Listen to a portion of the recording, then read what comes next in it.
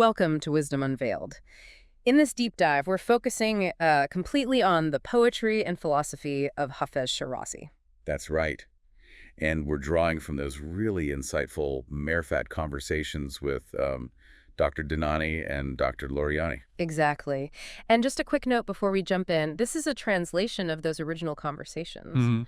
So inevitably, some details, some nuances might not translate perfectly. We do apologize if anything doesn't quite capture the original spirit fully. Yeah, conveying these deep concepts across languages is always tricky. It really is. So today, we're actually looking at just the first two lines of a single ghazal by Hafez. Only 2 lines. Believe me, there's so much packed into just these 2 verses. It's incredible. Fez certainly has that power. He does. And the original discussion actually happened around the celebration of Imam Zaman's birth. Oh, interesting context. Yeah, and the philosophers felt that timing really added, another layer of significance to their interpretations. Makes sense. So what are the lines? Okay, the first one is, Shothet. Sho said show. I said she's so fine. So. She is so show. And the rough translation. Something like, whoever has a passionate heart for your green line will not step outside this circle as long as they exist. Okay. Your green line. Intriguing. And the second line. The second line follows. Which translates roughly to, when I rise from the dust of the grave, speechless like a tulip, the burning desire for you will be a secret within my heart. Wow. Okay, lots to unpack there. Definitely. So our mission today really is to explore these 2 lines, look at the philosophical ideas, the mystical ones, how they weave together. And try to get a richer feel for Hafez's meaning. Exactly. It's quite a journey for just 2 lines. It really is remarkable, isn't it, the depth. So where do we start?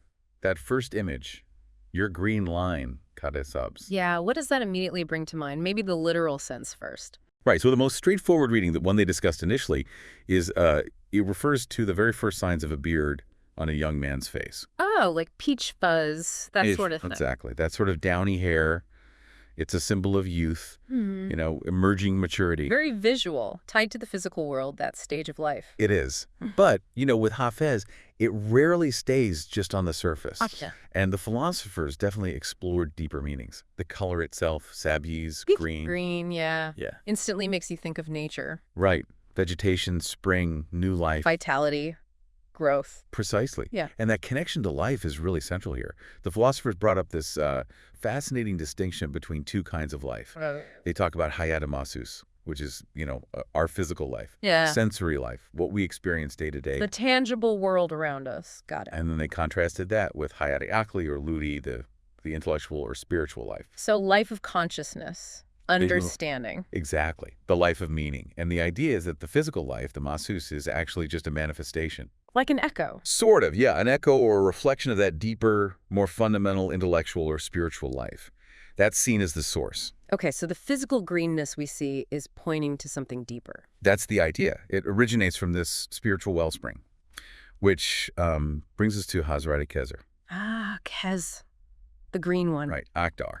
And he's linked to the water of life, Abi Hayat. Eternal life, spiritual knowledge. Exactly. So if you link the green line to Khidr, what happens to the meaning? Well, it elevates it, doesn't it? It's not just about a young man's beard anymore. Right. It hints at, maybe, this timeless spiritual vitality, the kind Khidr represents. Eternal life, wisdom. Precisely. It takes it way beyond just biology.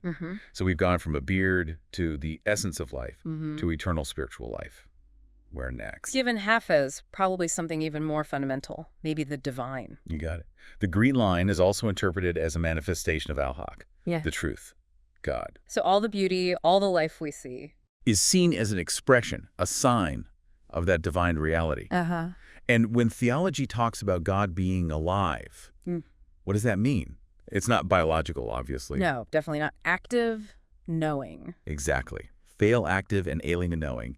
It emphasizes God's constant activity in creation, in sustaining everything. So if the green line is like a visible trace of that activity. That's one way to see it, yes. Yeah. A sign of divine presence and action in the world. They used a wonderful analogy for this. Oh. The reflection of the the cupbearer's face in a cup of wine. Ah. The green line is like that reflection, that zuor, a perceivable manifestation of divine beauty. It gives you a glimpse of the source. Like the world itself is a kind of mirror. In a sense, yes. And it's not just one thing, it's the whole cosmos. Kizendi asked, the entire universe is alive. Alive and praising God. That's the concept. Everything is vibrating with this divine life force.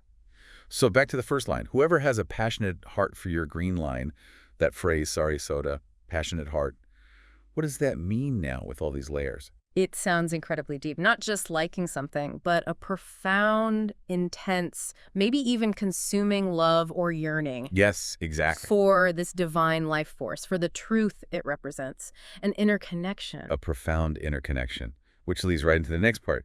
Will not step outside this circle as long as they exist. And dera, this circle. The circle of being.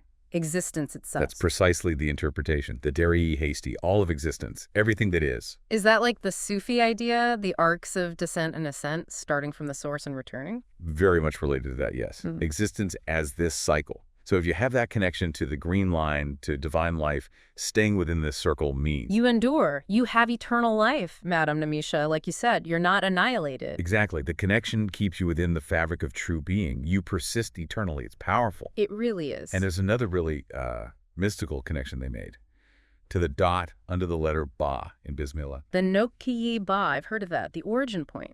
Yes, in some views, it's the primordial point, the dot, oneness, where everything begins. How does a point relate to a line? Well, a line is an extension of a point, isn't it? Like the point unfolding itself. Precisely. Geometrically, a point has no dimensions, right? Yeah. It's pure potential. Location without size. Often compared to God's absolute oneness, Vadat, before creation, before multiplicity. The line, then, is the unfolding of that potential, the emtidat, emanation. So the green line could be a trace of that divine oneness manifesting. That's another layer of interpretation, yes. A trace of the Vadat extending into creation. And notice Hafez says in there that this circle, why the emphasis on this? Makes it immediate, like right here, right now. Exactly. Yeah. It points to the Vaktan, the present moment. It's not abstract, it's this reality.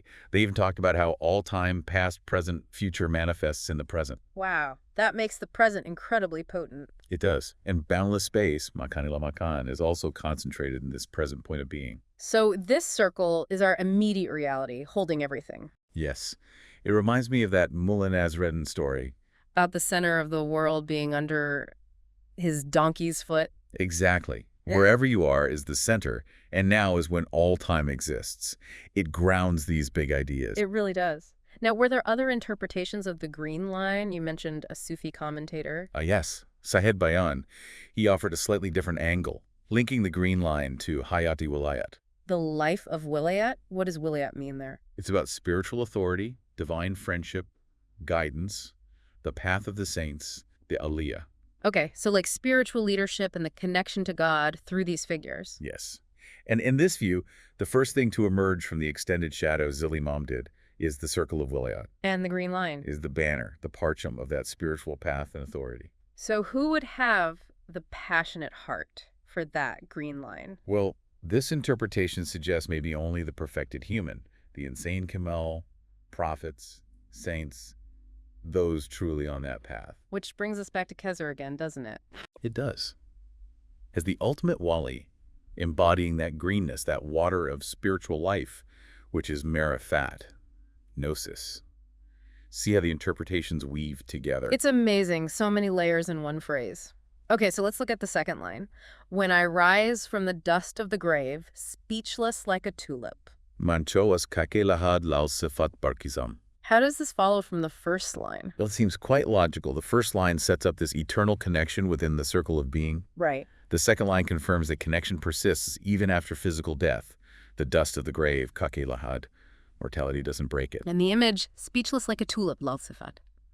The tulip, is important in Persian poetry, right? Yeah. Especially the dark spot inside. The dag. Yes, absolutely crucial. What does that usually symbolize? Isn't it the mark of burning desire?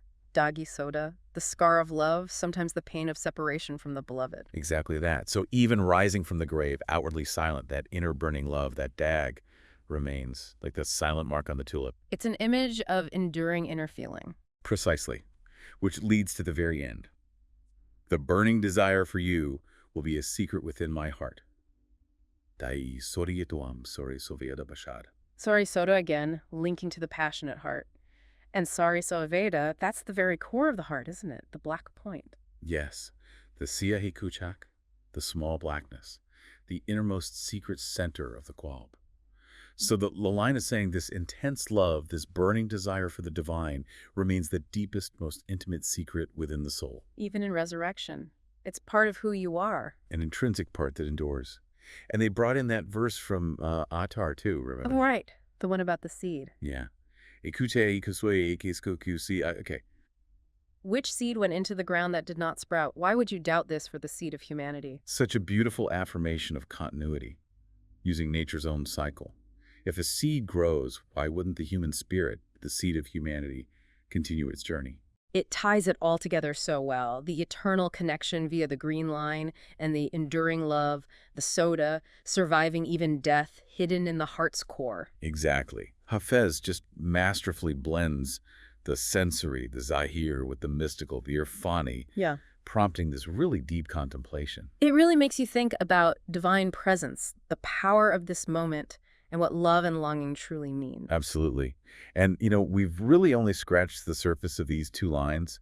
Imagine the rest of the ghazal. It definitely encourages you to look deeper, doesn't it? Beyond just the words. It does indeed. It invites you to reflect on your own sense of connection, perhaps, that inner yearning. Well, thank you for joining me on this really fascinating deep dive into just 2 lines of Hafez. Thank you. It's always illuminating. We hope this exploration gives everyone listening a sense of the profound wisdom in his poetry and the philosophical currents running through it, and maybe leaves you with a thought to ponder. How does the enduring nature of our own deepest spiritual yearnings connect us to this whole web life, the divine, and what might lie beyond? Something to think about.